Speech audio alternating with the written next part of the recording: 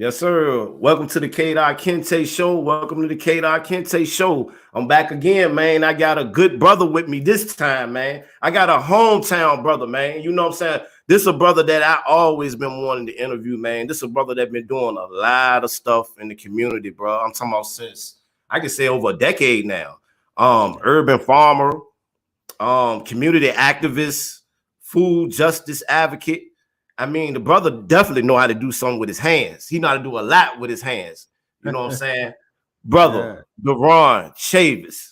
What's going on, my bro? What's up, family? Thank you for inviting me on to the to your platform today, man. I appreciate the invitation, man. Thank you. Oh man, I just appreciate you, man. You know, this for this coming on and having this interview and conversation with me, man, because you one of those brothers, man. I kind of, I admire in the city. Like I always, like I said, when I started my show, you know what I'm saying, back then, I was looking at a brother like you. I was like, hey, brother Duron Chavis been out here doing a lot of stuff in the community, as far as with farming, growing food, and all that. I'm like, hey, this brother's on. I seen you on the news, interviews, and everything, man. So I said, man, I always wanted to talk to this brother, get this brother on, because this brother's one of the brothers we do need out here. Yeah, man. Yes, sir, bro. I'm humbled that you feel that way about it, man. You know what I mean? I'm definitely like, we just doing what we can to do. You know what I mean? It's been a blessing to be in the movement. I just consider myself a rung in a ladder. I was blessed to be, embraced by activists, elder activists, statesmen, OGs, early in my timeline. And like, I'm just trying to make, my mama proud, and do what we was called to do, and just evolve it, right. Make a difference, make an impact, and make it tangible, like practical, like not. I mean, bro, I could truly say you. I feel like you making an impact. You know what I'm saying? Especially with this, you know what I'm saying, the community gardens. I mean, you created, the Sinkofa orchard. I want us to talk about that. You know what I'm saying? What you created. You created a whole lot of things right now, man. Let's just go ahead and break some of that down for the people out there, man. Break some of the platforms you created. Yeah. So the story for me, it starts. I'm like, my 20s, and we start this festival called Happily Natural Day, and that was when I was working at the Black History Museum and Cultural Center down in when it was at 00 Clay Street on, you know what I mean, before it moved to the Lee Street Armory.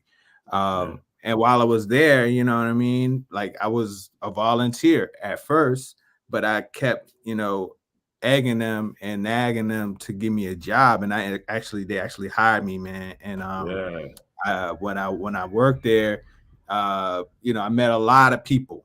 You feel me? Like we did exhibits on everything from the Negro League to the Orishas to the Black Panther Party, you know what I mean, Jackson Ward. Like it was a wide array of different topics that I had to handle on a regular basis. And so the first year I was there, they didn't have funds for like their annual jazz concert. They would do a jazz concert in the back parking lot of the museum. And so I was like, yo, this is around the time, this is before there was any like natural hair care sections in Target and Walmart or anything like that, right? This is still when it was super controversial for people to even have natural hair, you know what I mean? Locks and stuff like that wasn't even considered like as acceptable. As a fad. It was like a style. Yup. It was like, what you doing? Why you on it like that? And so we said we wanted to do an event that would like celebrate Black is beautiful, right? And create a space where we could talk about health and wellness, these social issues in our community, and then like, connect people through the music and through, the marketplace, like having vendors and things like that.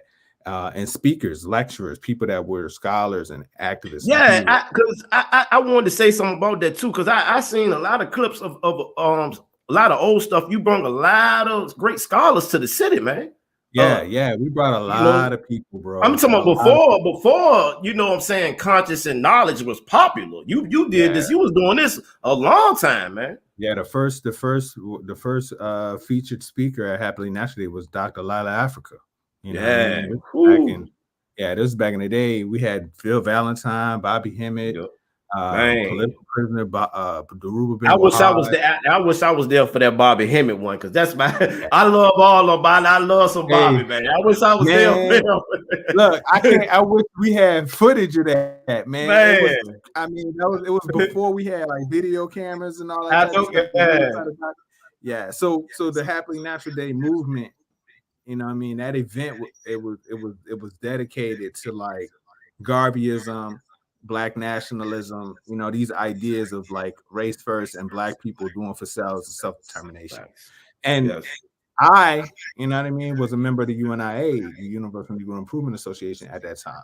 And so yes, I was blessed to be able to move around up and down the East Coast, meeting Garveyites in DC, Baltimore, Atlanta, North Carolina, Philly, Harlem, you know what I'm saying? Even folks from like Toronto, you know what I mean, yeah. Chicago. It was crazy. And so in that space, I met a lot of activists, but I also met farmers, like Black farmers. And so early on in this in the event, we would host them. They would come and sell their wares and stuff, whether it was their harvest. And they got close. I got close to one of them in particular, by the name of Zebo Turner out of Gordonsville. And he would always kind of like chat with me about food security and, you know, talk to me about the importance of growing food. And it took a minute for me to really like clamp my teeth on it. But like, I say probably we started festival in 2003. They were coming in 2004, 2005, 6 and 7.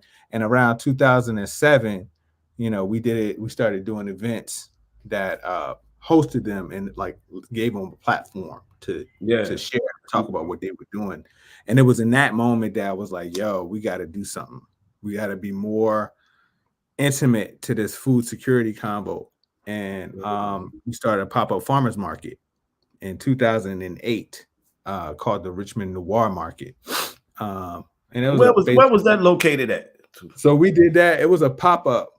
Okay. And we did it at what used to be Nubian Village Academy off of Sledge Street. Then we took it over to the Family Resource Center, which used to be on 25th Street over in Churchill. And then from there, we took it to Battery Park. Wow. We was there for a while, and then we ended up, the last place that we did was at Nomad's Deli on Brooklyn Park Boulevard. So, but basically it was like we were selling the produce for the farmers. You know what I mean? We basically hooked it up so we was accepting food stamps, you know what I mean, and marketing that we had these veggies from Black farmers. We was doing it big. I mean, so what I want to ask you is, it's like, so the elders kind of put this, I ain't gonna say put it on you, but by you being around a lot of the elders, you learned far as from farming and different things, and it's kind of like you just took it and ran with it. You know? Yeah. So like we was talking the other day, he was like, yeah, you know, you were one of the first people to do it. I was like, actually, no, I was put on to this by my elders. The OGs came to me and was like, yo, this is the wave. You need to be tapping in on this. Like, we love that you're talking about holistic health, you know, talking about wellness. But if you ain't talking about where food comes from, you know, all of this other stuff is for naught. And so it was them that introduced me to the conversation. And I mean, literally every Saturday from in the summer from 2008 to like 2014, I would be sitting with the farmer, like at the market, and we be building like every Saturday while I'm waiting for people to come get their produce, you know what I'm saying? Or while we, you know what I mean, marketing and selling, we be kicking it. And like they be dropping jewels, like, yo, you know, this is the difference between a GMO and an heirloom. This is when you're supposed to plant. This is why it's important to do, you know, food and not lawns. Like all that discourse was happening to me like in the early 2010 teens, you know what I mean? And so but you got to also be mindful, these men were in their 60s and 70s and I'm in my 20s. So it's a true, like, you know, elder OG, young G, you know what I'm saying, energy. And I was like, yo, so if something happened to, you know, this brother who's bringing like 400 pounds of produce to the city every week. I mean, you pull up in a U-Haul, you know what I'm saying, or a trailer packed with vegetables, right? And I was Yeah. like, yo, this man is loading all this stuff up from Brunswick County. He's coming up 45 minutes into the city every Saturday. And my exchange with him was like, yo, I got people that's ready to buy.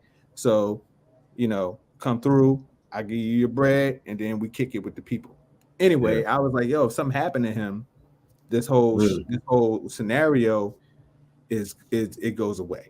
So it was like, yo, we got to get involved in the growing, you dig? And so that's where all this stuff for me kind of came from, was like sitting at the feet of the elders, listening, learning, getting this, oral history, this oral wisdom, right?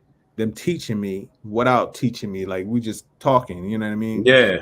And then being like, yo, all right, well, we need to do something, you know what I mean? Like, we need some land, like we got to start growing some shit, because if he break his back or hurt his shoulder, have a stroke or something like that, then we got to be able to pick up the slack.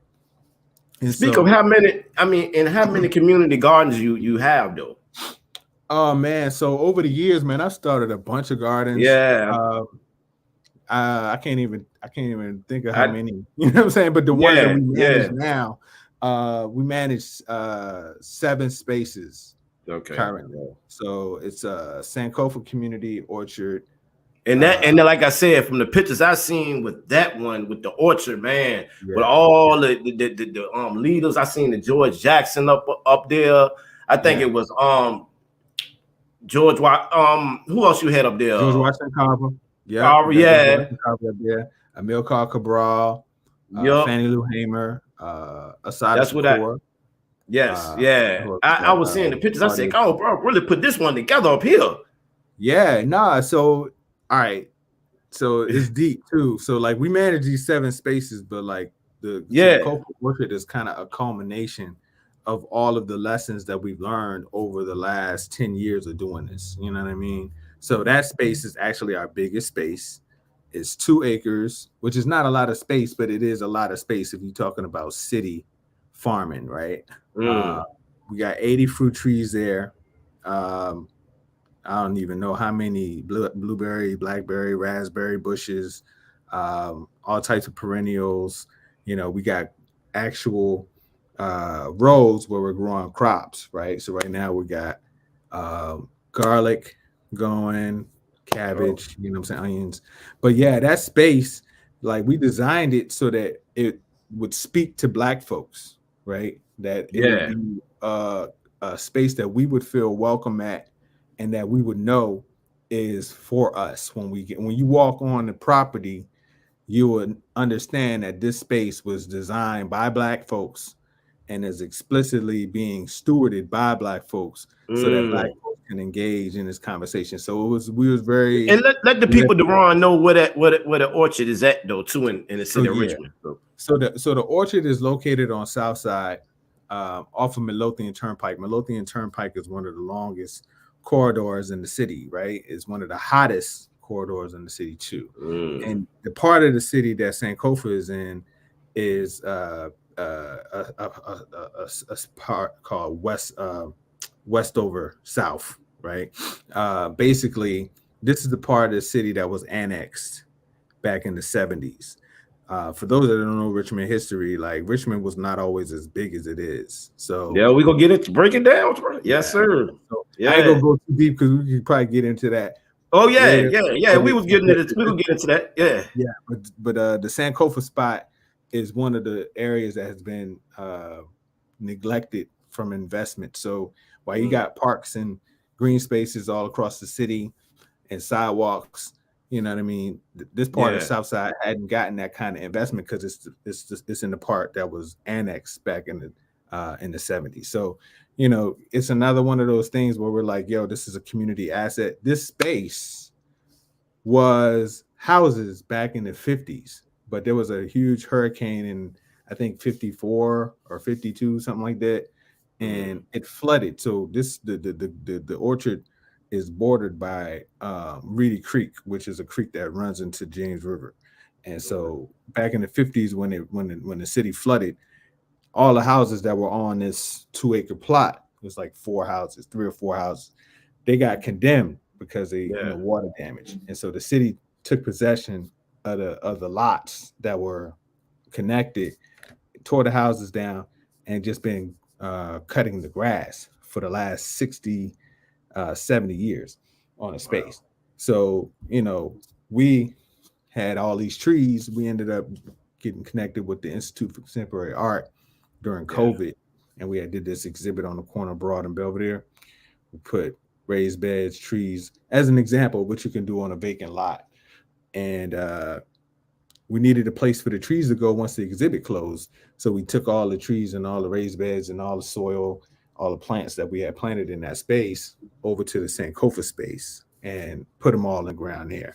And so the testimony for the Sinkofa Space is that this is truly like spirit, ancestors, the universe, most high, however you want to interpret. This is the movement has been faith-based. So we came into the space like, yo, we're just gonna plant these 30 trees that we got. You know what I mean? We planted those 30 trees, but then, you know what I mean? Another homie came and did a fundraiser. We got another 20 trees, you know what I'm saying?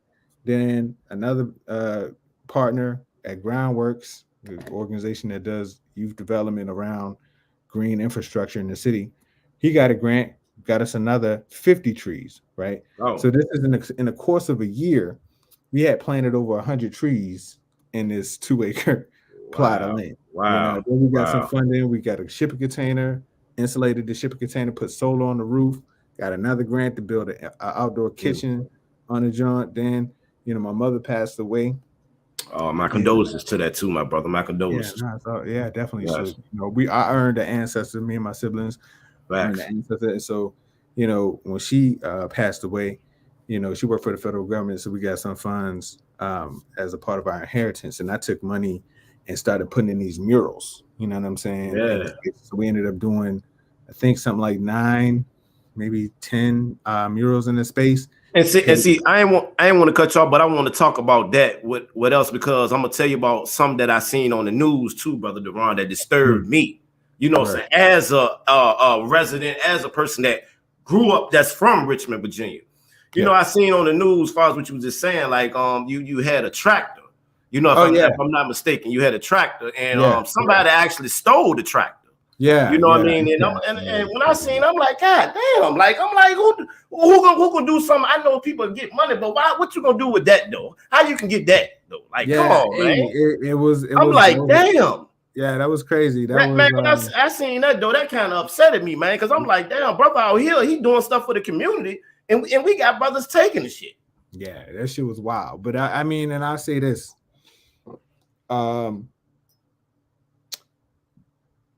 I understand that we in poverty conditions, you know what I'm saying? Yeah.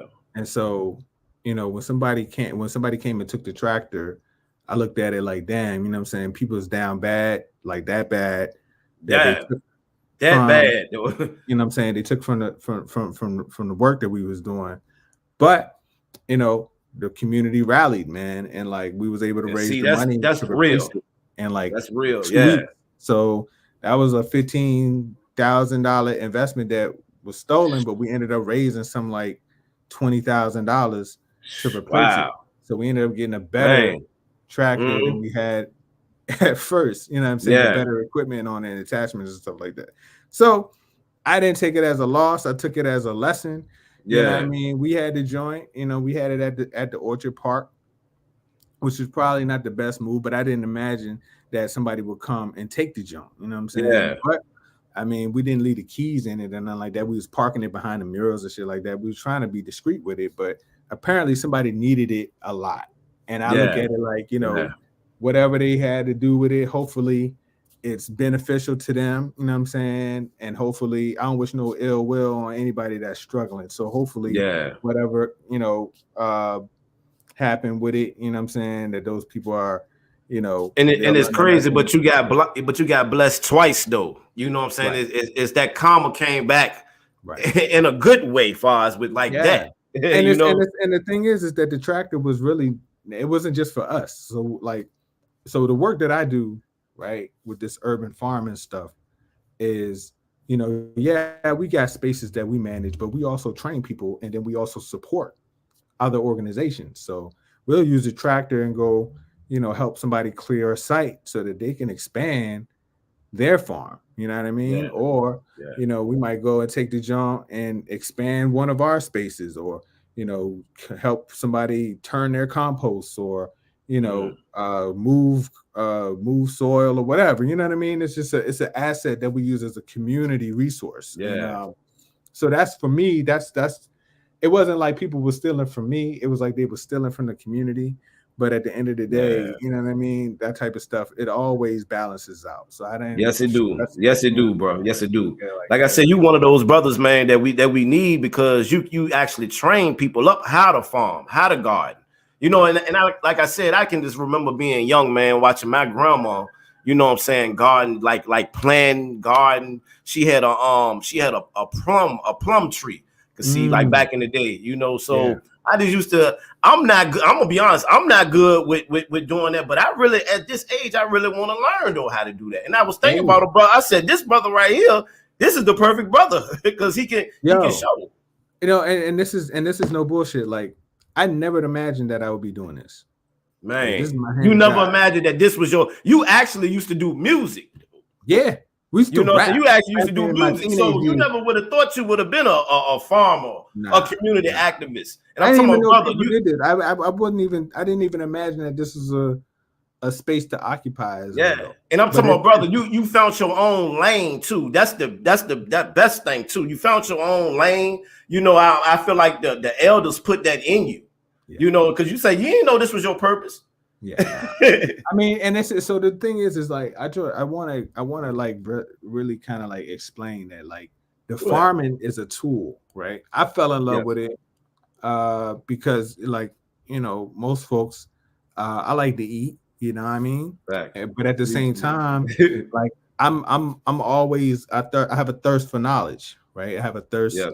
for, what I'm saying, learning new things. And so when I got into the gardening and farming space, it's a deep rabbit hole, fam. It's a lot of stuff in the farm world that's applicable, um, in terms of metaphors for your life, and Mm. how we engage with situations. You know what I mean? So stuff like the soil has, a community within it.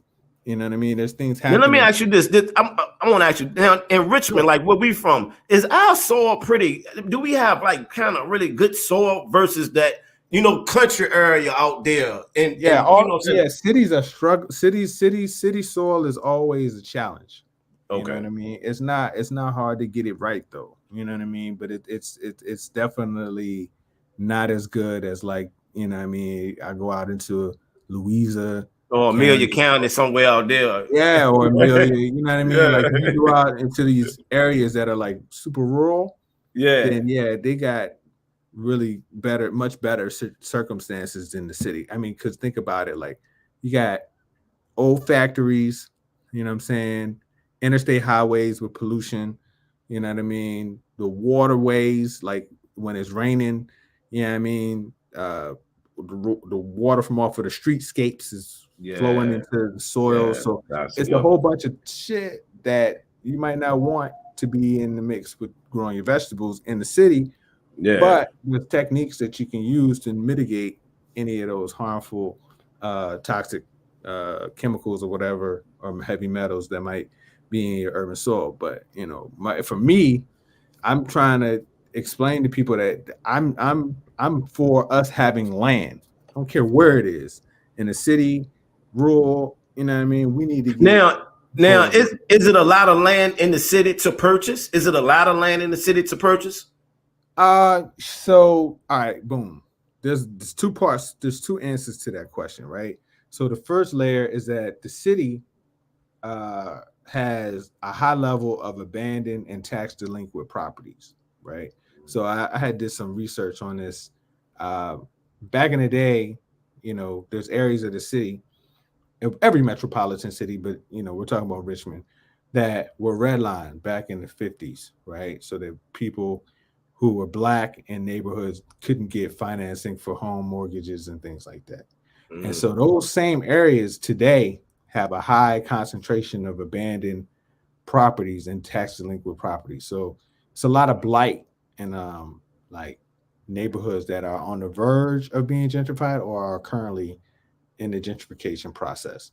So most of those properties, a lot of those properties, I should say, are on city tax on city in city hands. So the city of Richmond, like the literal government of the city, has properties that they are holding on to that they disperse to the auction. They do an auction. Well, I know that's especially up going down Hall Street area, right? I'm pretty sure that way. Like coming from downtown, going straight up Hall Street, how that been gentrified. Yeah, we already, because you know, so we already know. One thing about it, me and you, we from Richmond. Let's put that out here first. We didn't migrate down New York, no disrespect. We didn't migrate down Atlanta, nowhere else. I'm just keeping it funky. Me and you are from the soil concrete, so we can really speak on this. Go ahead. Yeah, I can tell you that there used to not be a place called Scott's Edition. There used to be a place not called Man. Yeah, so, facts. It wasn't. So both of those. It wasn't though. You're right though. I was like, "Where's this Manchester that you speak of?" Right? You know what I mean? Like, so that part of the city is one. You know what I'm saying? That's been high, and retrofitting of these old warehouses. So both of those spaces were all warehouse districts that were all abandoned warehouses. So the developers took all those up. So to answer the other part of the question, is there property in the city? The answer is yes. But the other part of it is like, it's tough to get city properties because right now, and this has always been the case, but the market is insane. There's like 1,000,001 developers, major property management companies that are snatching up all the vacant land and developing houses on it, and selling them houses for $300,000, $400,000, right? And then then we go out Petersburg and Hopewell area. They got the cheap houses out there. Right. Everything's cheap, right? But watch what's going to happen. 5 years from now, Petersburg is going to be, what you see happening in Manchester is about to happen in Petersburg because Petersburg is on the come up. You know what I'm saying? If you ever ride down to Petersburg or you go through Colonial Heights, you see all of that highway infrastructure that they didn't put in after you get off the Temple exit. So they ain't do all that for nothing. You know what I'm saying? Yeah. And then Virginia State University is booming. Like they've added new dormitories, they're tearing down buildings, rebuilding new stuff. So when you go into Petersburg, mark my words. I'll tell you a story. I'm currently working with a developer, right? So there's a developer company from out of DC, bought an old warehouse in Petersburg, turned them into lofts, right? It's like the apartment complex is 2 blocks long. I mean, the warehouse is 2 blocks long, right? And so they gutted the whole thing out, turned them into apartments, but next door to it was a vacant lot. And so they connected with us, and I've been paying my homie Tyrone Cherry, who was in one of my classes back in the day, to build a community garden right next door to the joint. But that same company has like 2 or 3 apartments, and that's just one company. Then basically what they have done, and Petersburg history. Petersburg used to be the warehousing, right, for all of the agricultural industries. You know what I mean? Like this is where they will go store all the stuff. You know what I mean? And then do manufacture. There was a lot of manufacturing, value-added processing for a lot of those agricultural products. But all that stuff is kind of like diminished in this part of the state. So all that stuff was just empty, sitting vacant. And so these people have been scooping up these properties. I used to work in Petersburg back in 2014, and it was starting then. You know what I'm saying? They was talking about it then, but now it's accelerated. It's really This is. And they was talking about, if I ain't mistaken, they was talking about that casino down Petersburg. They was talking about that going down Petersburg, right? They were trying to get it down there. Yeah, Petersburg has been hungry. So my thing is too, Duron. I just because like I said, we from Richmond, Virginia, man. What is really going on down here with us? That's my whole thing. I'm trying to figure out, like, we don't. I mean, even with the unity, far as even with things for kids to do. You remember when me and you came up, man, we had Hoop It Up, we had Skate Land. I mean, I ain't saying they don't Night have things to World. do. Night World, like, okay, how can you forget about Night World? You exactly yeah, like we had stuff like that. And you know, it's like now with the kids, I guess they just got the social media and stuff, but you don't see the city expanding nothing. The city is not expanding nothing for the youth. I want to say they're expanding stuff for older people, though. You know, you got it's good for older people, but for the youth, the thing is that you know a lot of the people that have been moving into the city, they have been who the city has really been catering to. So, like, so what you saw happening, what we've seen over the last 20 years, you know, is the transformation of the city. We saw the gentrification start in Blackwell. So when they tore down Blackwell projects, we know that right after that, that was like a huge influx, and that opened up what we see now as Manchester. So before, nobody wanted to be down there. They tore that shit down, and then all of a sudden, all these people started moving down into Blackwell. At the same time, in Northside, Highland Park, you know, Brooklyn Park Boulevard, like I live in Northside now. I grew up on Southside, but in Northside, this part of the city was the highest concentration of houses. So our generation, like the 40-year-olds, the 50-year-olds, I would say 40 to 50-year-olds, people, 30, 40, and 50-year-olds who were growing up, a lot of the folks that lived out in the county, you feel me? Chesterfield, Henrico, you know, other places started seeing Richmond boom, like restaurants and breweries and all this type of stuff. And you know, they started moving back into the city. So the folks that didn't live in the city, didn't grow up here, started coming into the city for jobs, you know, the Capital Ones, the Altrias, you know what I mean? The Powers, all those major companies, Genworths, you know, what's the other one? CarMax and you know, you name it. It's like these big companies started moving into the city, and these people were coming, working for those companies, you know what I'm saying, and then looking for a place to live in the city.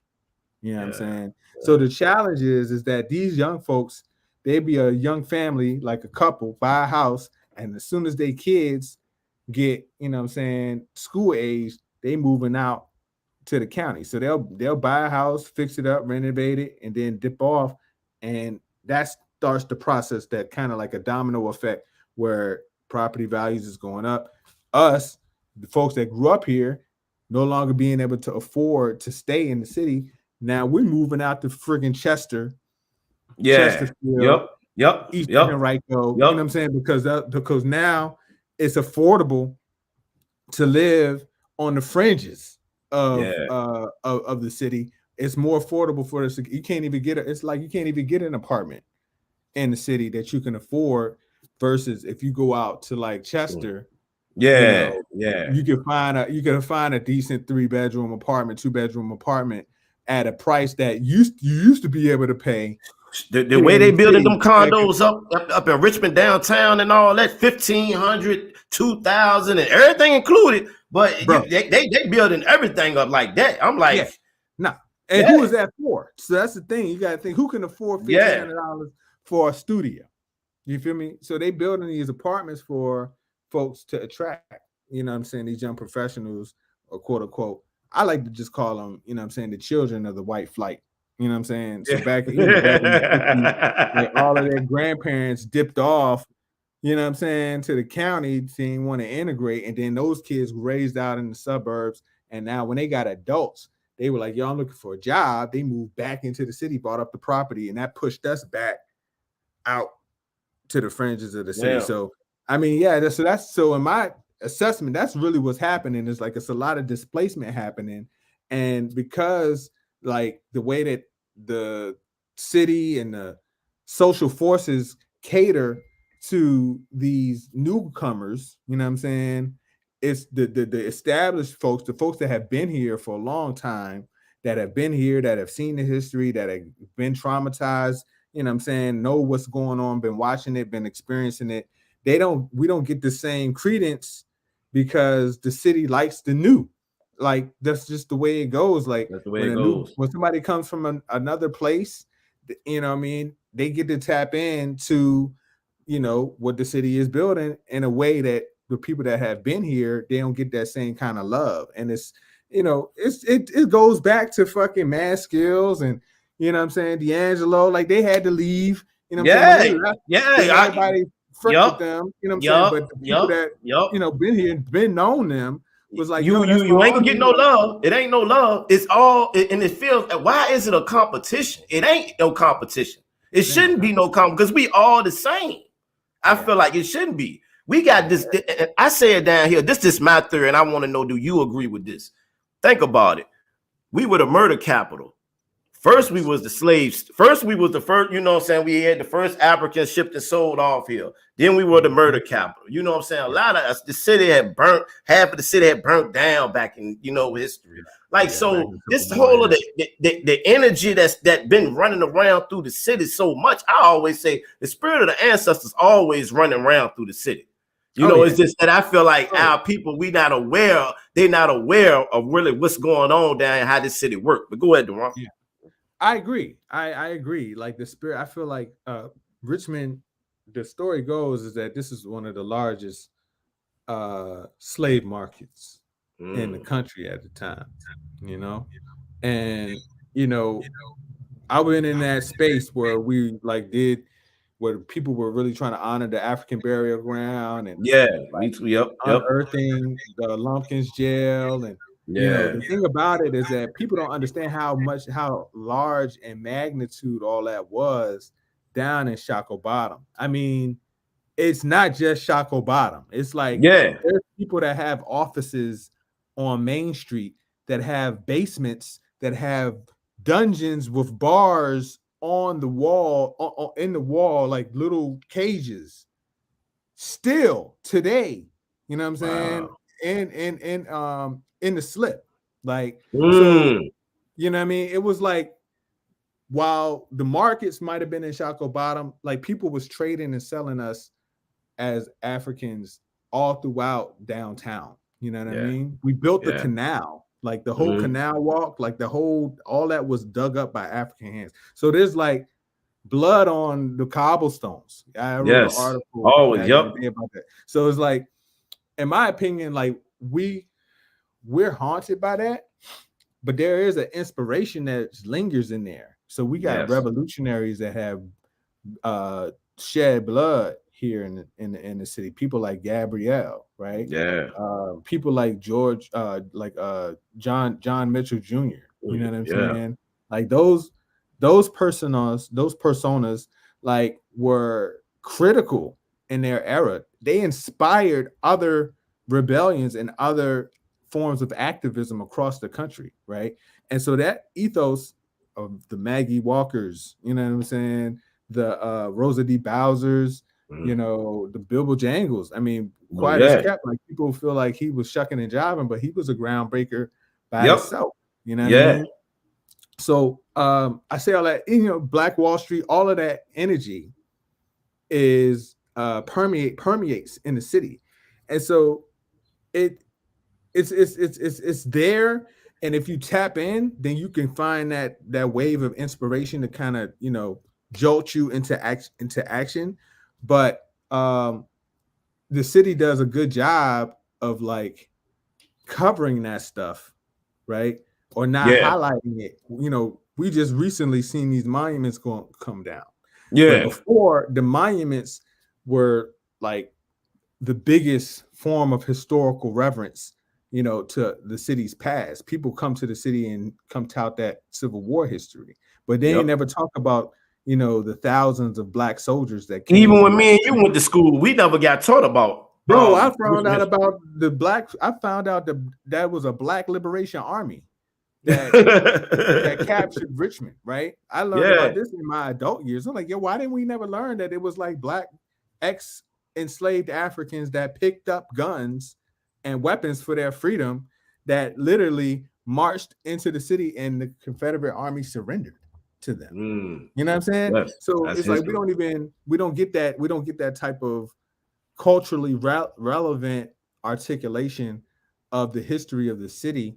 And so as a result, like our consciousness is limited by what we have been introduced to. You know what I mean? And if we don't have, you know, examples and lessons, I mean, the name of the orchard is Sinkofa for a reason. Sinkofa is a verb, right? It means to go back, you know what I mean, and learn those lessons and apply them to your present day, right? And because we don't have, you know, a system for articulating our story here in the city that's institutionalized, that I mean, the Black History Museum for me was the space. You feel me? Like that institution was started in 1980. It's only been around like 40 years. So as an organization, I know we went on field trips to the Black History Museum, but I picked up on that space when I first went and was like, yo, I'm tuned in. I tapped something struck. But not everybody got that opportunity to go into those spaces and really like get hit with the right tour guide or the right exhibit that really turned on a switch. Right. So this is the reason why Richmond is the way it is. I mean, look at the current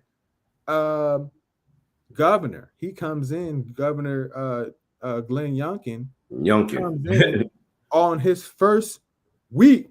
He's like, yo, we killing any type of critical race theory. Yeah. All out the window. And so, in my opinion, they take that as a threat to the status quo. If we learn the tools that our ancestors laid before us, the lessons that they left for us are expressed through the challenges and the ways that they surmounted those challenges. If we were able to tap into that as a part of our regular school curriculum, the young people, us, and the ones coming after us will be thinking of innovative ways to address the present day challenges. But when they come in, they're like, yo, no, we don't want y'all to understand how this past disparity and all of these inequities. Now you got a lot of our people feel that way too. You know, you got a lot of our people feel that way too. People don't want to learn about the past. Fuck the past. We talking about what's going on now. I don't care about what people did. So this is another layer of what this is my working theory about the city. Yeah. So Richmond is a place where the formerly enslaved and the wealthy landowners that enslaved our ancestors, not just so when we think enslavement, we think plantations. Yeah. Right? Yeah. But Richmond was enslaving people in factories, warehouses. You know what I'm saying? Yeah. In bars, restaurants, stores. You know what I'm saying? Like this is like, so the industries in the city. I think even like tall hammers back in the day. So just trying to explain, just think about our living. We were right up on each other. Like it wasn't like, okay, like if you go to Louisiana or New Orleans, right? The plantations is like out there. You know what I'm saying? You go to Charleston, you know what I mean? The plantations is out far. You know what I'm saying? And you come into the city to do the merchandising and stuff like that. But in Richmond, it's like industry. It's like it's the trains are flowing through the city. People are making shit. It's happening right here. So you enslaved right next to. And you got the boat. You got the coming off the boat right there. Yeah, you got the dock. All of this is happening right here in the city. So because of the proximity, there's certain social conditionings that I think became rooted in the culture of the city. So in the 60s and 70s, while we have like a revolutionary explosion across the country, like we had that in Richmond too. But at the same time, there's this ultra conservative Black quote unquote civil rights energy that is very much about reform. Right? So there's like reformists and there's like revolutionaries in the 60s and 70s. In the city of Richmond, the clash of these ideologies, in my opinion, the reformists won the intellectual battle. You feel me? Yeah. So what happens in the 70s, and it's right there. Like it, you know, the annexation of Southside, happens because there's a huge black population that's moving from rural Virginia into the city, right? And the white oligarchy governing class is like, yo, Wow. we need to dilute the political power, right? Because they fuck around and elect black mayors and shit like that. You know what I'm saying? And have too much political power. So here we get Bon Air and the western part of Southside, bring them into the fold, dilutes the black vote, and the shit goes to the Supreme Court, bro.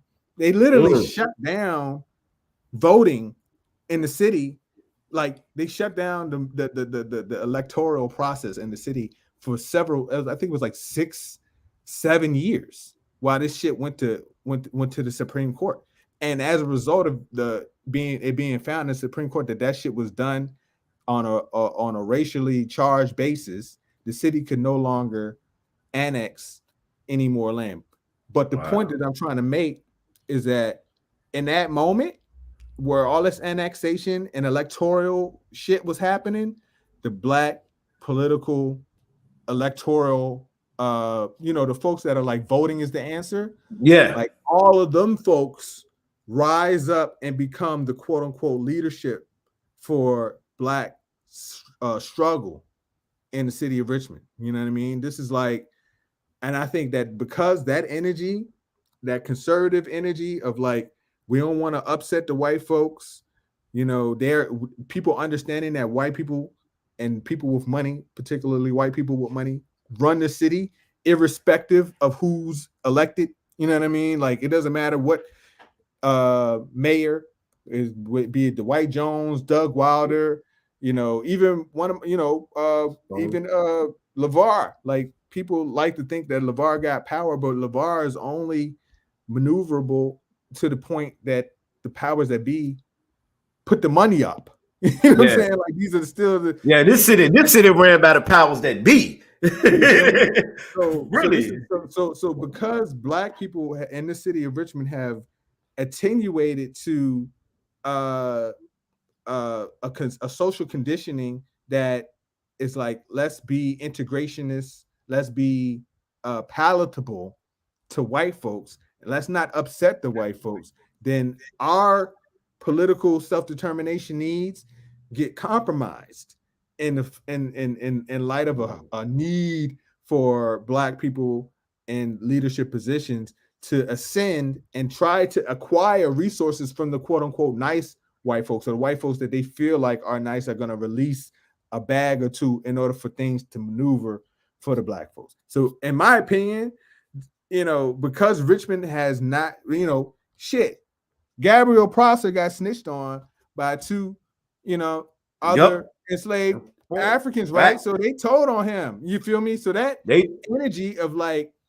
oh my God, like we got to save the white folks. Been going on since slavery, right? It's been here, and that energy because of just imagine. So all right, so check this. Imagine the backlash after Gabrielle's rebellion. What do you feel like? Just think about, try to imagine the amount of suppression that occurred in the city as a result of that rebellion being usurped. Like black people probably couldn't even get together, like literally be together on a corner somewhere without somebody being like, yo, we taking all y'all, you're getting locked up, because there's this fear, you feel me, that is palatable, because he had, he organized Henrico, Richmond, Chesterfield. You know what I'm saying? He had black folks from all across the region. Even some people was telling me all the way down into like the Tidewater area that was ready to ride on this thing. You know what I'm saying? And so if the powers that be quelched that, and it was quelched because there were people that told on it, that tells me that there was a consciousness that was like, yo, we're afraid. And this is the fear was embedded in black folks, and that fear still lives with us today. And it might not show up like people being agents today, which it could. I mean, I ain't gonna even. I'm not gonna front. I feel like there's a lot of folks that I be questioning, like, where did you come from, and like, who are you working for? Like, what is? Me too. Like I say, bro, I said this a year ago. I'm like, I ain't never seen so many activists come out the woodwork, and they ain't even from here. I know I'm from this soil. I know you from here. I'm from here. I and I be watching. I be like, yo, this brother, I ain't never seen this person before, but here they are in the front. And I'm like, yo, and if anybody, so I study, and this is the piece that I feel like is the antidote. You know what I'm saying? I study, I read, you know what I'm saying? And I talk to my OGs. You feel me? And, you know, a lot of these young people that jump out the front, you know what I mean? Or these folks that are not from here, you ask them, who are you connected to? Like, who incubated you? Like, and that's, for not everybody don't have the privilege of being able to connect, to have a connection with their OGs, right?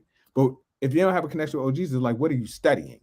You know what I'm saying? Like, what are you reading? Yes. Because in order to be an effective revolutionary, you have to study. You have to understand what has happened before.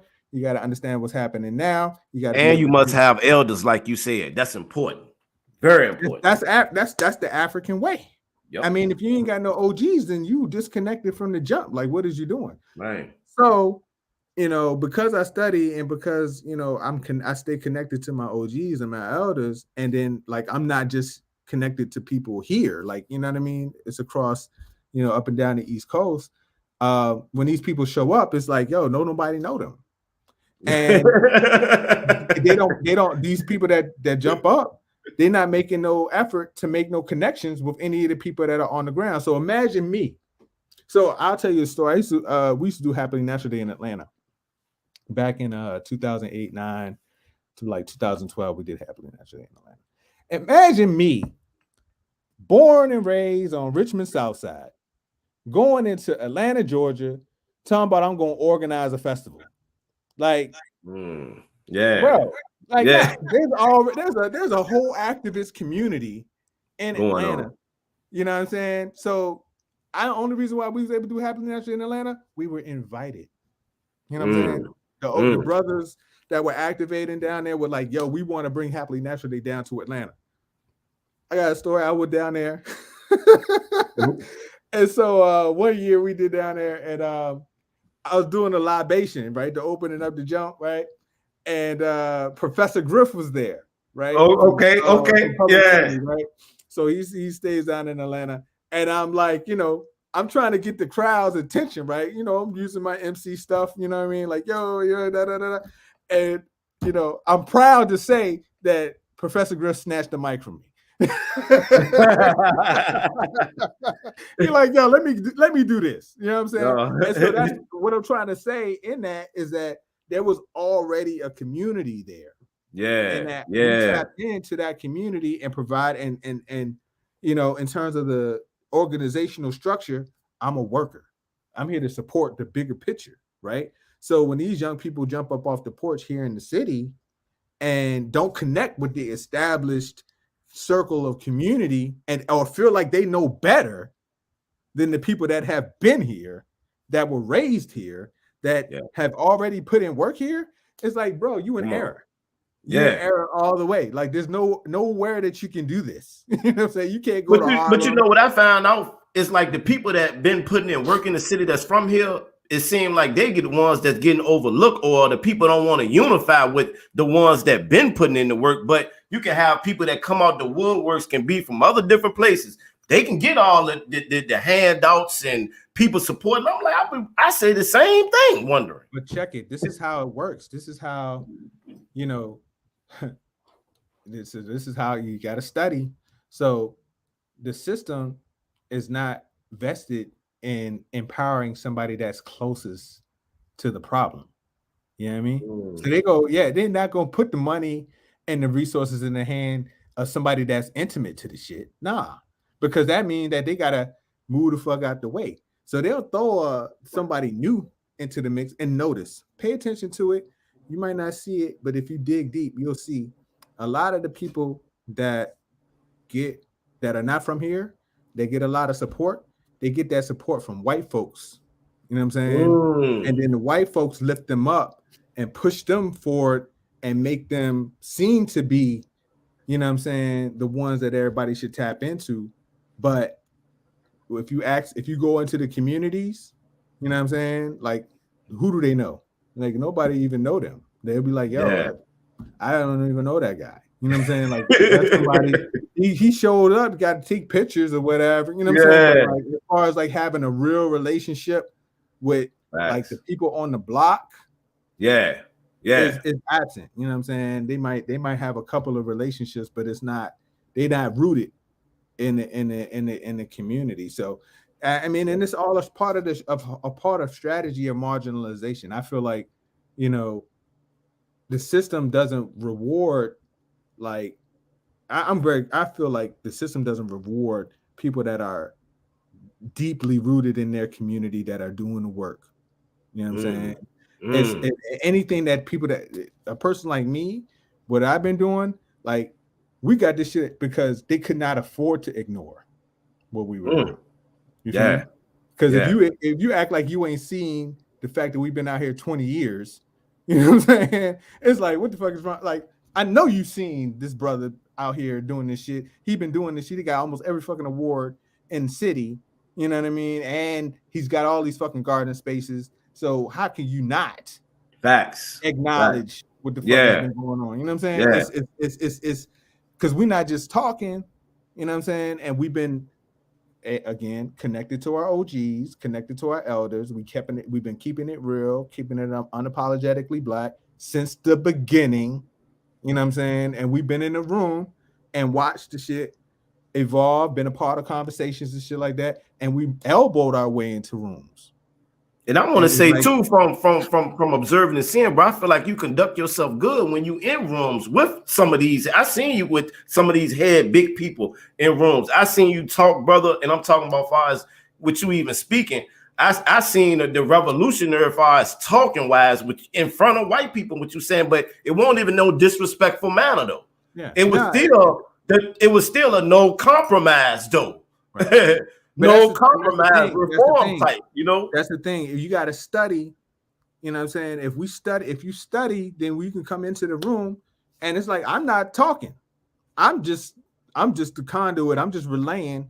This shit is before me. And that's why I'd be like, yo, you know, you got to study and you got to connect with your OGs. Like, if you don't study and you ain't connected to your OGs, you're going to get out there and talk out your ass. And then ain't going to be no firepower to back up what you're talking about. Because you don't know, because you ain't studying, and then you don't have a connection to the people that actually experienced the shit a generation before you. See, if you understand what happened in the generation before us, then you know what the fuck, what the blueprint looked like, and what time, what type of time we need to be on right now. And that's the shit that's really wild to me. That, you know what I mean, if people purport to be community activists, when they don't have those things, I question whether or not they're sincere, because that's the real work. Is like, how are you connecting this thing intergenerationally? It ain't just about social media, bro. Like, this shit, that's social. We was doing this shit before there was a fucking Facebook, Instagram or Twitter. All that, we was doing it before there was even a fucking MySpace. To be honest, like, I used to be out on the corner at Fridays at sunset, passing out flyers for Happily Natural Day every Friday for the concerts. I have a box of 5,000 flyers, and I'd be out there hand to hand giving flyers out to people, and people will testify.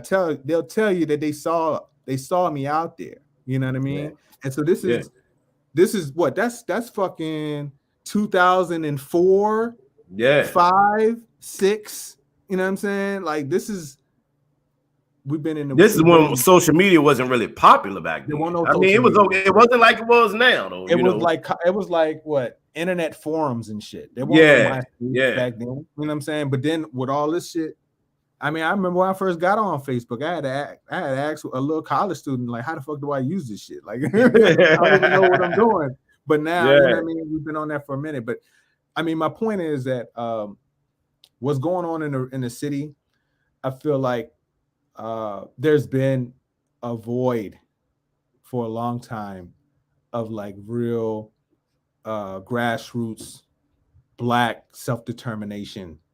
You know what I mean? Like people have been yearning to Yes. see that authenticity and see people committed to that.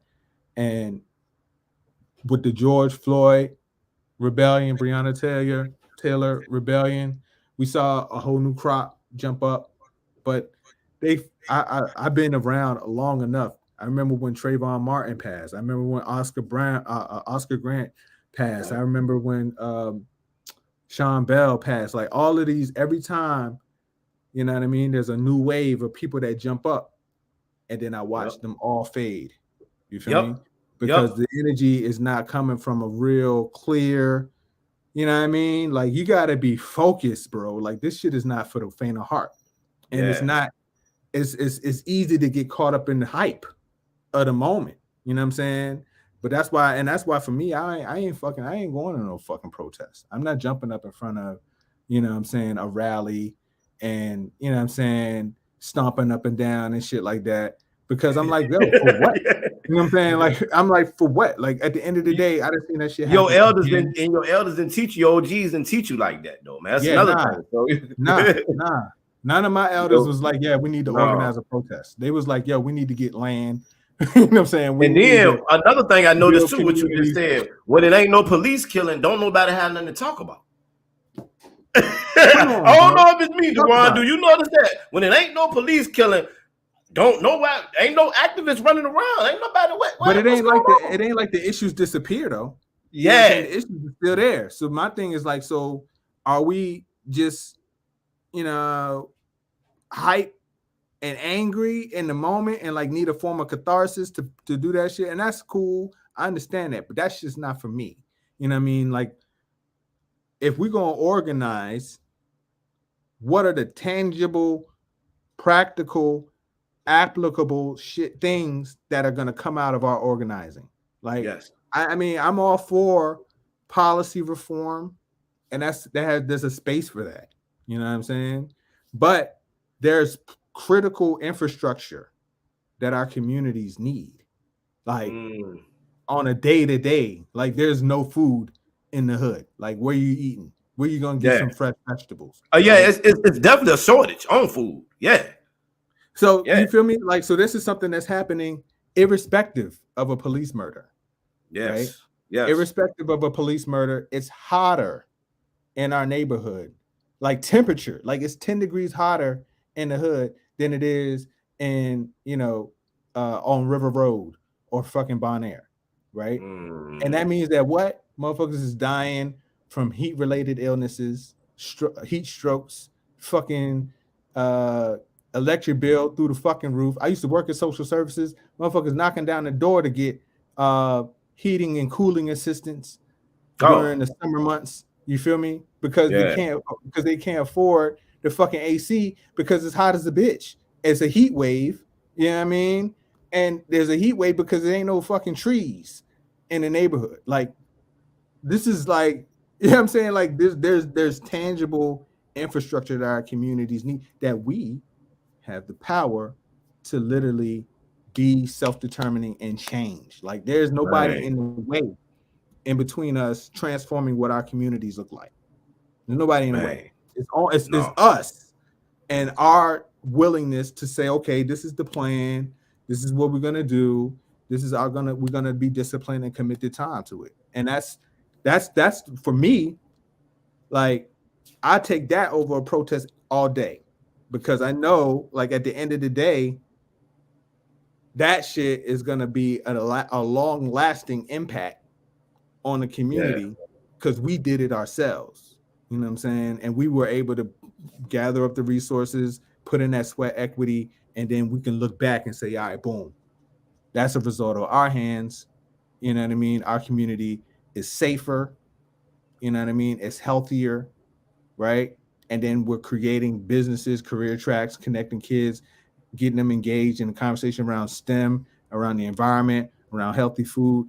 It's like, yo, I can't bring my babies to the protest. They fucking shooting tear gas. What the fuck I look like bringing? Yeah. You know what I'm saying? My Yeah. 5-year-old out this bitch. They shooting niggas. Like, what the fuck am I? You know what I mean? Like, this is, yo, clarity. What's the purpose? What are we doing? What's the strategy? How is it going to impact the community? That's the type of shit that we got to be on. And I'm fortunate. I'm 41. So I've had time to think about this shit. You know what I'm saying? Because I've been doing this for, 18, 19 years, ever since I was like 21, 22. Yeah. So, this has been percolating, and we've been in this shit thinking about this, trying to figure out what's the best strategy. And I found what works for me. And, and you making it work too, my brother. And like I said, I gotta salute you and give you your flowers, man, because like I say, you one of those brothers, man, that we need out here, man.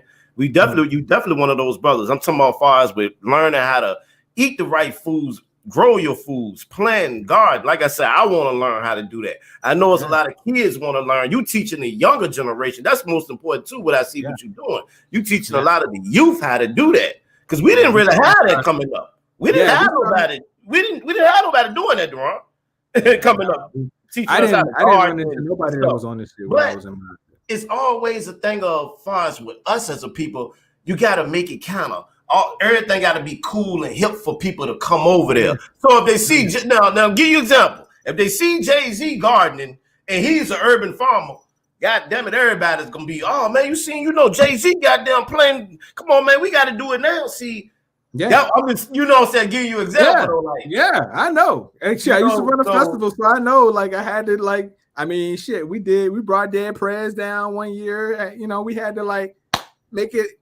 We got to lift it up so that people see this shit serious, take this shit serious. And it's it's everything. It's from, the marketing of the shit. It's like, is the website looking tight? It's like, does the space look tight? Like, all that shit is a consideration. I feel like, any good community activist or any good community leader or whatever you want to call it has to understand. And you got to figure out how to reach the people. You know what I'm saying? That's facts. I can't reach the people with shit looking raggedy. I can't reach the people with shit looking bow-legged and jacked up. You know what I'm saying? I got to reach the people with the shit looking official, so that they take the shit serious and feel like, yeah, this is legit. You know what I'm saying? So that's a part of the struggle too. It's like watching the evolution of our community and what our interests are. You know what I'm saying? Shit is always changing. Shit is always, it's an ever evolving thing. And so, for a person like me, it's like, let me just try to hold space too for the younger people. Because again, like, I'm 40, so it's like it's 20-year-olds that are jumping out here that want to do stuff. So let me try to be a mentor, and do what was done for me. You know what I mean? When I was in my 20s, because I was embraced by some OGs. I'm not an OG yet. I feel like I'm still, I just had an 18-year-old, my son, my oldest son just turned 19. And my second oldest son turned 18 next month. So I'm like, yo, when I was 18, 19, what did I need? Like, how would I wish somebody would have engaged? So we got to create, the shit and make it look like strong, and not just look strong. It's got to be strong in its core content, but also in the packaging and how we put the shit out there. It has to also be clear.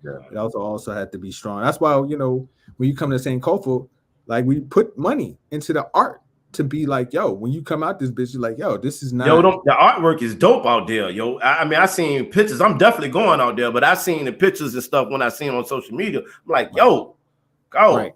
Want people to come and be like, yo, this shit is serious. And like, speaking of artwork, man, murals, man, like, before we go, man, like I said, I gotta give your flowers in. There's a mural that I love that's in the city, man, of you and your wife, man. That mural, let people know, for real. I'm just keeping it funky though, Duron. Let people know what that mural is, so they can, even when they ride by, they might have already seen it, probably didn't even know it was you though. Yeah, first of all, I gotta give thanks, to the good folks from Mending Walls, Hamilton Glass and his crew, the homie Andre, and my sister Sansaray, who painted the mural. It's on the corner of 4th and Broad. It's on and it's right across the street from the was it the Hilton or whatever, the Marriott Courtyard joint.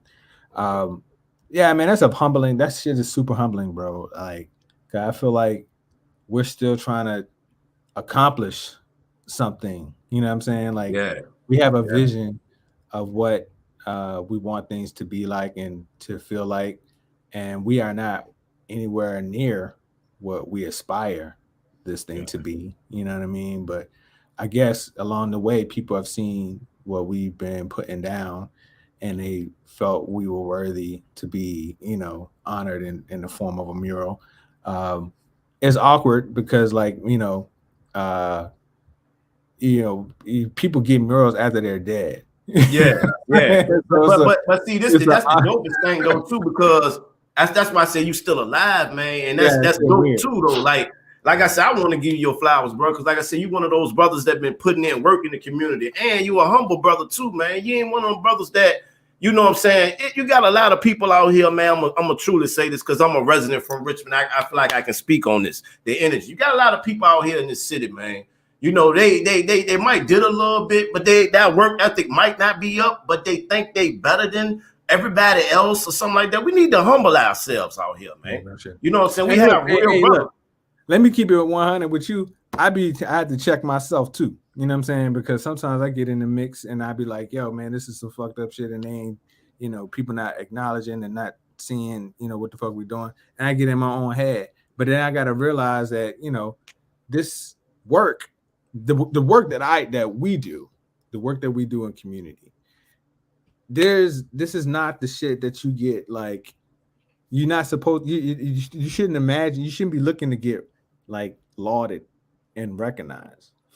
Plaques and like, you want to do this from your heart. That's another thing, right? Like, what are people in this stuff for? That's another thing, man. Accolades and I see a lot, and I'm just keeping it real. What are we in this for?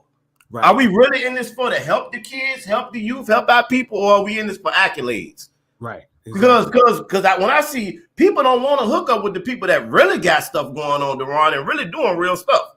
Right. So me personally, I don't seek out the, like, you know, the accolades and the awards and shit like that. That should just be coming. You know what I'm saying? Yeah. And it's always super appreciative and thankful for anybody that recognizes the work that we've been doing. But, you know, I remember Kwame Ture, Stokely Carmichael.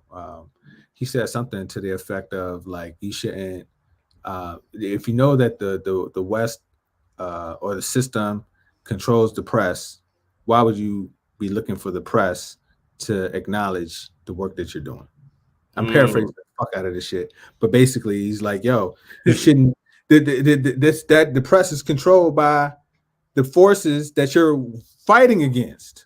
Yeah. You know what I'm saying? And so if you out here like yearning to get in the paper and in the blogs and all this type of shit, it's like, bro, that's the enemy. That shit is not designed to lift up the work that and another thing what you said before we go, we're gonna speak on this before we go, because we've been going an hour and like 13 minutes. But before we gotta speak on this though, like you said, in the poverty areas, a lot of y'all so-called activists, y'all don't go in them real poverty areas. I'm gonna keep it funky. Chesterfield ain't no poverty area. Yeah, I'm gonna keep further up Hall Street 360. That's not poverty area. I'm just keeping it real. We talking about poverty areas, Hillside. We talking about Mosby. We talking about Creighton. We talking about poverty areas. Ruffin Road, Jackson Ward, Bellmead. Oh, bro. Well, and I'll say this is crazy too, because like all this shit is changing. I mean, the shit is evolving. It's swiftly coming to different. I mean, my pops used to trap up in Ruffin Road, Afton. Back in the day. And when we was young, and so like, you know, I went over to Bellmead the other day, and like the gentrification is happening fast, and oh bro, like it's crazy. I was like, what? I went down the back of the jump, and there's an old guy named Bob Arkwright. This man had turned the whole back of the Bellmead Oak Grove Elementary School into a garden with trees and a whole little bridge across the creek. I was like, whoa, what the? I was blown away. Man. But I was like, yo, I can understand that this is happening now because a lot of the older people that lived in Oak Grove, that lived in Belmead, that lived in Blackwell, that lived in Afton, that lived in Ruffin Road and Davy Gardens, they're aging out, they're passing away. You know what I'm saying? Their kids are moving away. Those houses are getting sold. And just like it was happening in Northside, it's starting to happen on Southside. Shit, you see it. Model Tobacco, that big ass building on JD, is now fucking loft apartments, bro. That building has been vacant for our entire lives. That's a $1,500 a month loft apartment. That's one of them. That's one of them we were talking about earlier. That's one of them I'm talking about. So it's like, yo, what's going on? So everything that we seeing happening, what happened on it started off of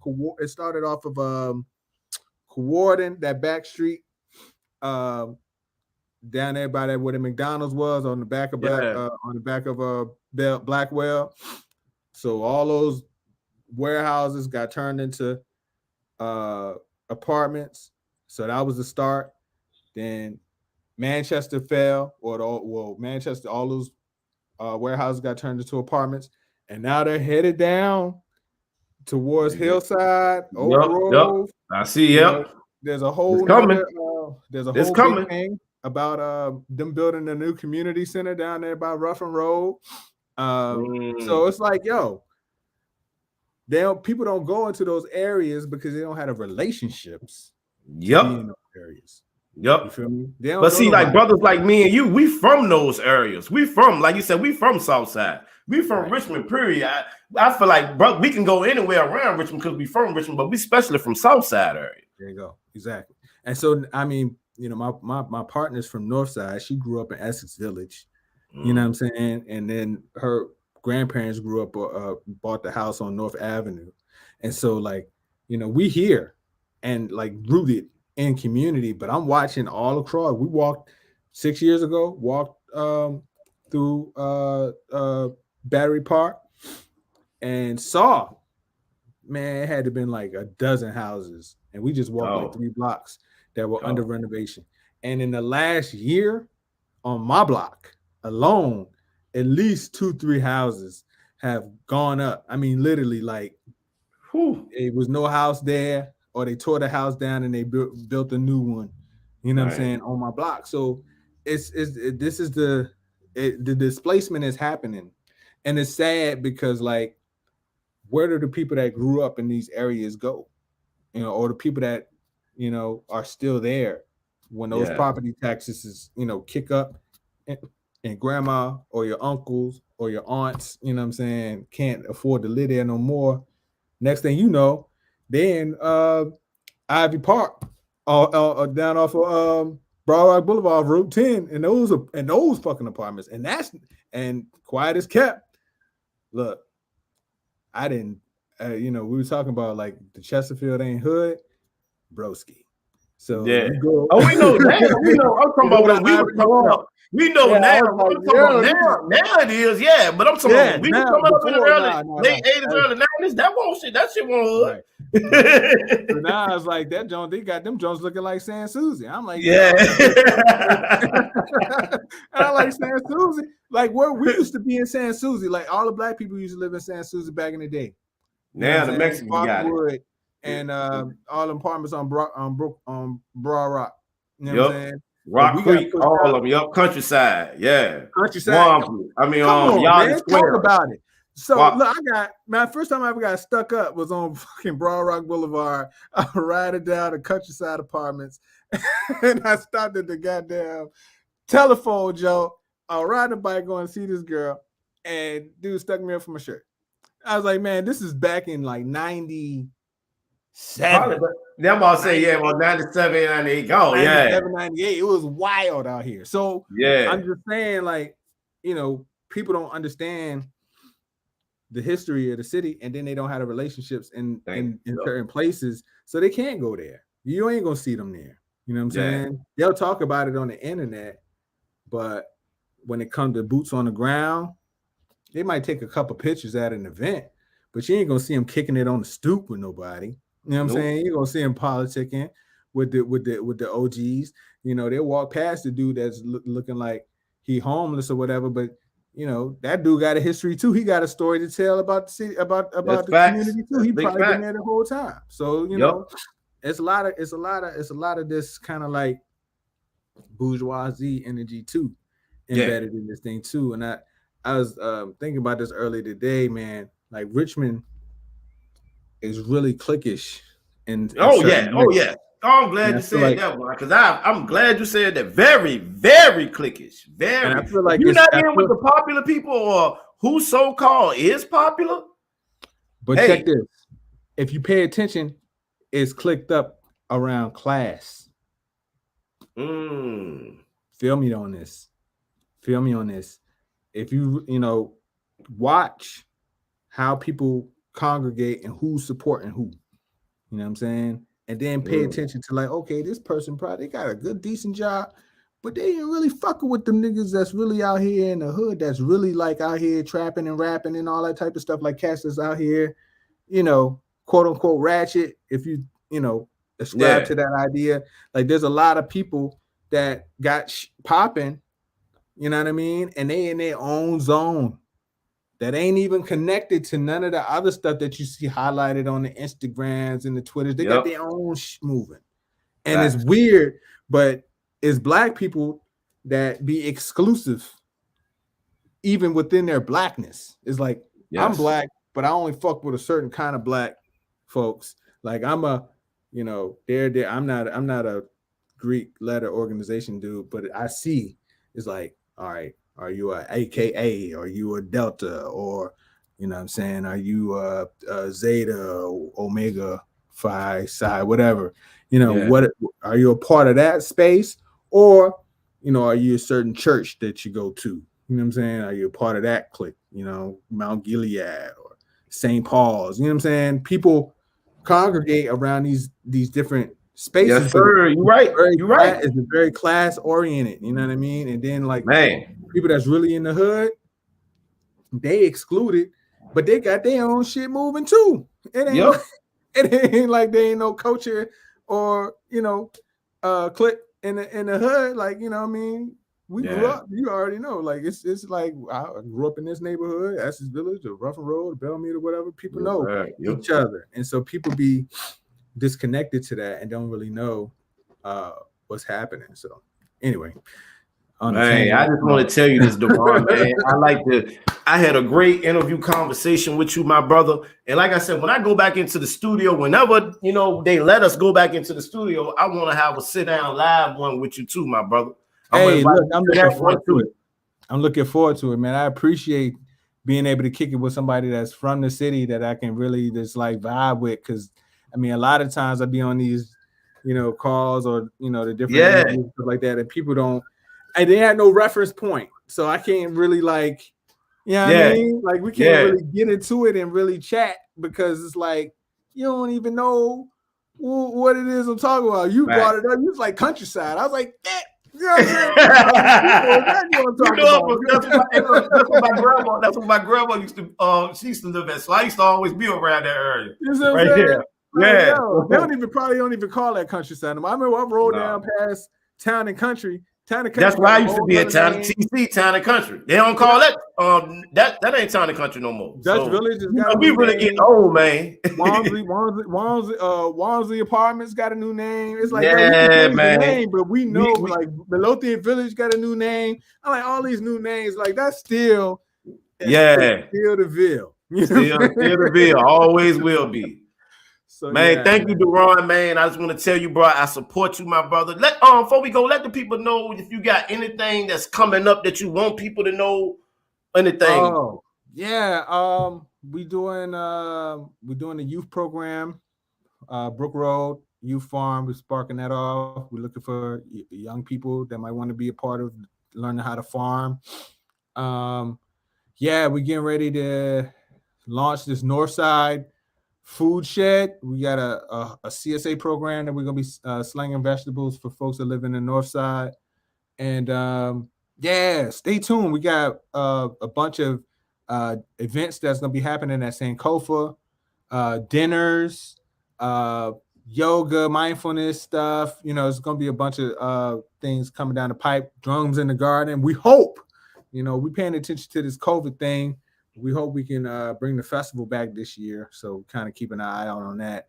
And if so, it's going to be the last weekend of August. So if everything bodes well, then we're going to make that work. But otherwise, you know, every Saturday, come check us, kick it with us at Sinkofa. Definitely, bro. I'm definitely coming down there and check that out. Definitely, bro.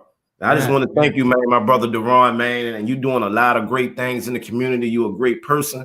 Like I said, man, this ain't the last. We're gonna do the little sit down, John, so you can come through the studio. Because back in the day, matter of fact, I think you was on the show. You had your own show back in the day. Yeah, we used to do the public access too. Yep. Yeah. So I had to keep mine going. Man, kudos to you too, man, and all. Man, I appreciate all the people. I used to watch that. Was another one of those wake up moments. I used to watch public access. My brother, oh my God, I used to watch the brother Sam. Damn. Yeah. And the sister, I can't remember her name. Teddy Perm. Gotta be Teddy Perm. Gotta be Teddy. You used to watch the conversation. That's the sister. Gotta be Teddy Perm. Gotta be her. Yeah, man. But anyway, it's good to vibe with you, man. Yeah, but anybody want to check us, you know, get with us on the internet, man. You see us out here in the work. We love to welcome you with open arms to get your hands dirty with us, man. Already, bro. I thank you, my brother. Salute to you. Be good, man. See you later. Peace out. Thank you, bro. Okay.